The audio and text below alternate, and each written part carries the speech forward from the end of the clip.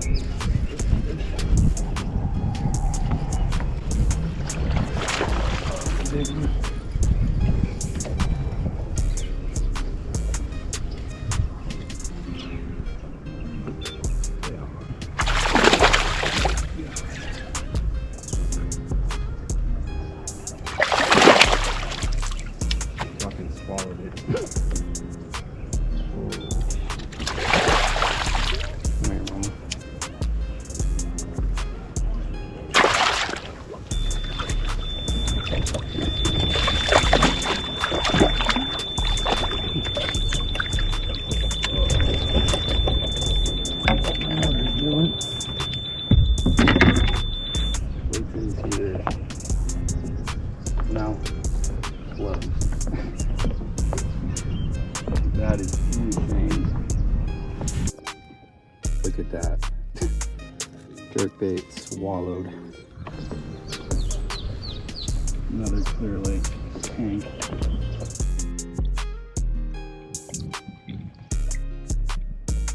Big one. Belly shirt. She's bleeding a little bit. So let's get it back. Yo, yo, yo. It's your boy, back at it like a bass addict, back in the garage for video number 3 of my top 5 spring bait series. If you didn't check out the past 2 videos, we talked about chatterbaits and drop shots, 2 great baits for springtime that definitely smash fish. So if you haven't seen those videos, go check them out. And today we're going to talk about jerkbaits. So really one of my favorite baits to throw at any time of the year.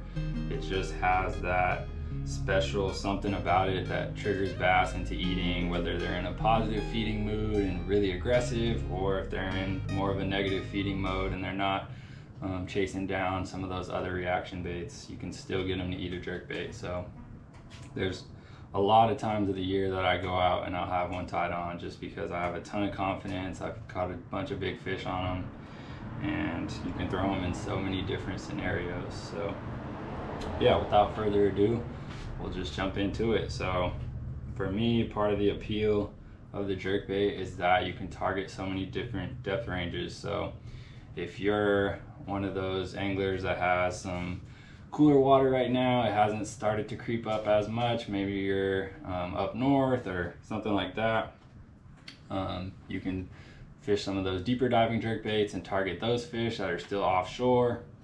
Or if you're like me, you're in Northern California, that water's starting to creep up into the low 60s, high 50s, and those fish are definitely pushing shallow.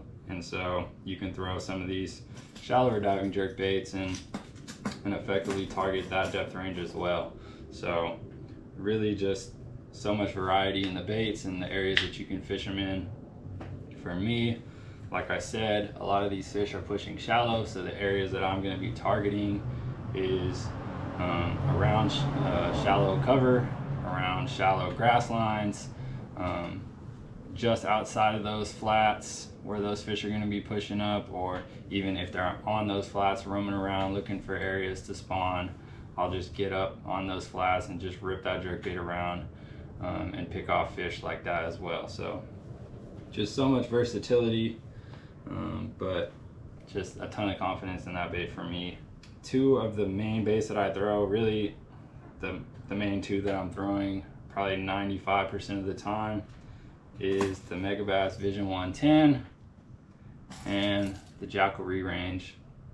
Those are just my confidence baits. I've caught so many fish on them, so many big fish on them, and they get the job done in most situations. So for the most part, I stick to those. I will venture out a little bit, and I'll link some of those baits down below in the description. So like the Duo Realis SP 110 is a great bait. Obviously the Lucky Craft Pointer is a great bait. And then kind of a newer one is the Shimano World Minnow.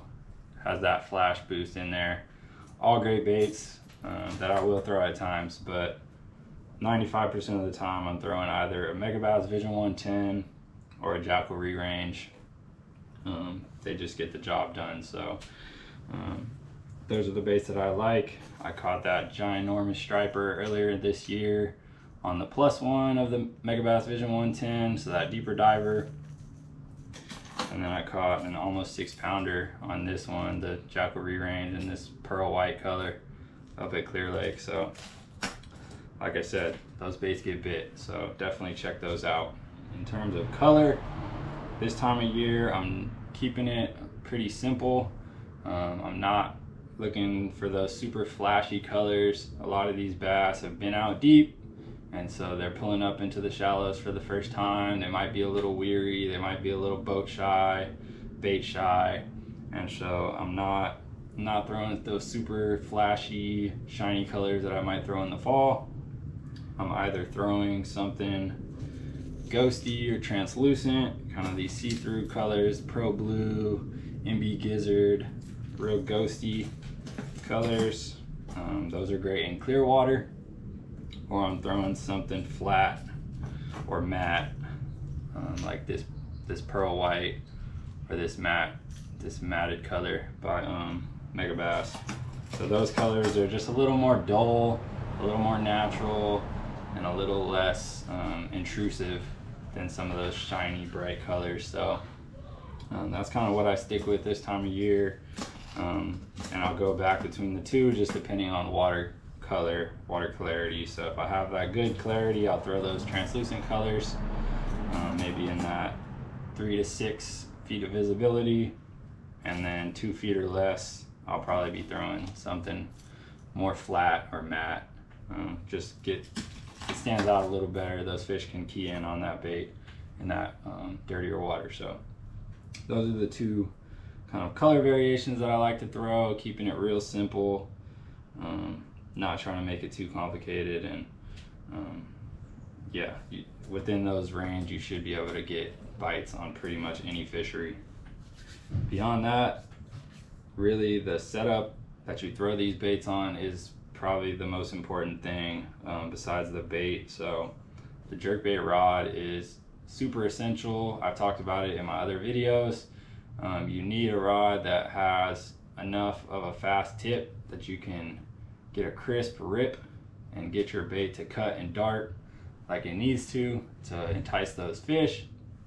But then you also want that soft bend, that crankbait like bend deep into the blank of the rod. When you load up and you're fighting that fish, you want it to just kind of fold in half, because you got these tiny little trebles on there, and it's really easy to pull them out of those fish's mouth. So having that perfect rod, specifically for jerkbaits, is really key. It's also usually a lot of those jerkbait rods are great for smaller top waters as well, so you don't have to get one and feel like you're not going to use it for anything else. You can use it for some other techniques also, like blade baits and stuff like that. But that rod is really important. For me, the one that I've kind of fallen in love with is the Shimano Expride, the 610 medium. Tactical Bassing, those guys rave about that rod. They have been for years, and I can see why. It's the perfect jerkbait rod for sure. And another good one is the Megabass Levante, the jerkbait special. It's an inch longer, it's a 611 medium, but very similar action.